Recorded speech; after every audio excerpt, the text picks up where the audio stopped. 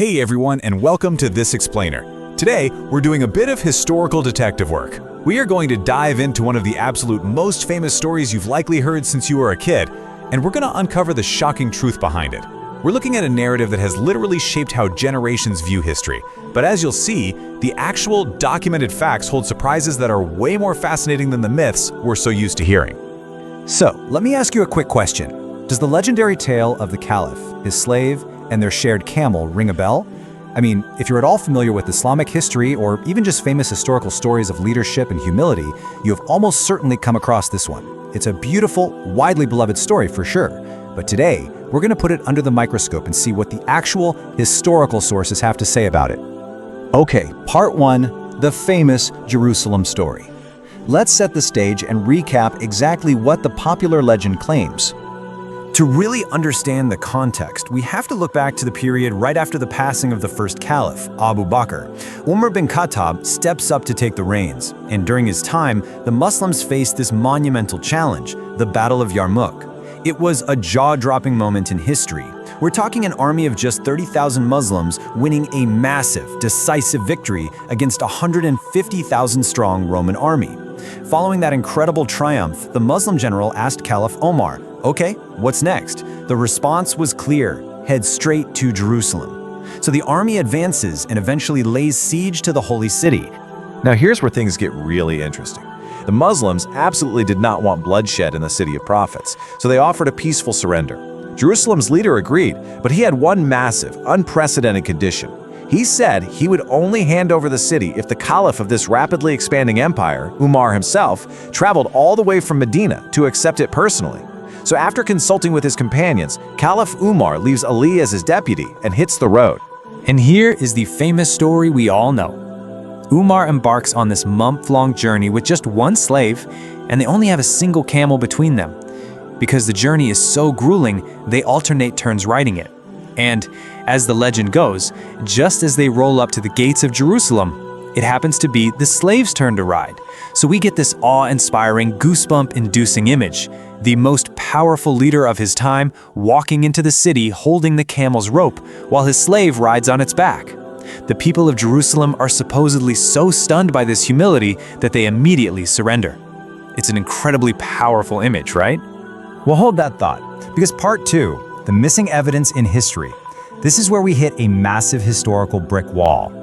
The absolute kicker revolves around this number, 1200. For the first 1200 years of Islamic history, this incredibly famous camel-sharing story was absolutely nowhere to be found. It is completely missing. It somehow only burst into popularity within the last 100 to 200 years. Think about that. How does a story this legendary just remain completely unheard of for over a millennium?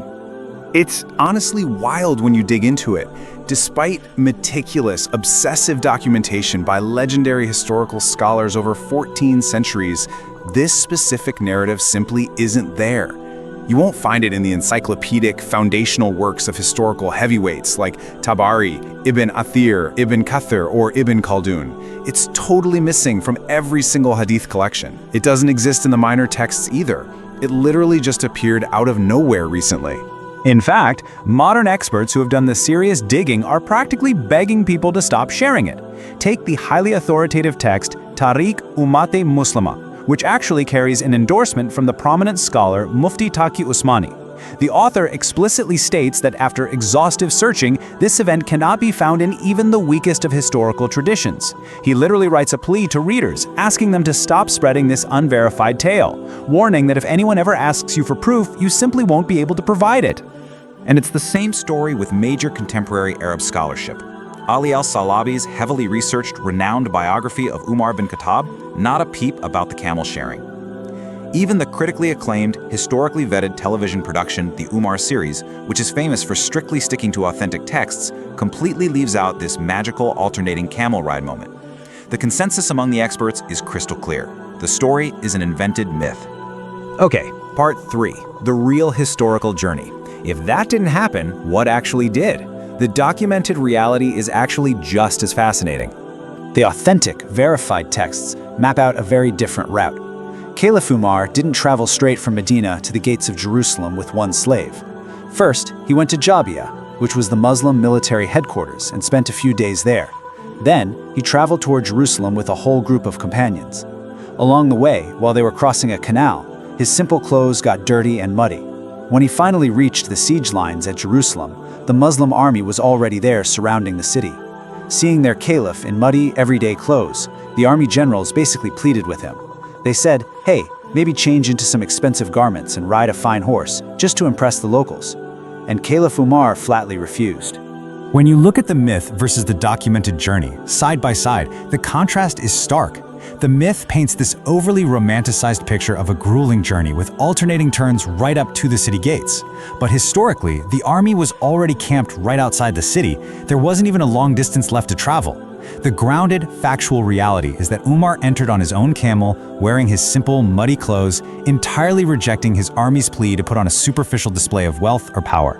And the real mic drop moment, the true lesson of this historical event, lies in what Umar actually said to his generals right outside those walls. He told them, "Today, we gained honor in the world, not because of our good clothes, but only and only because of Islam."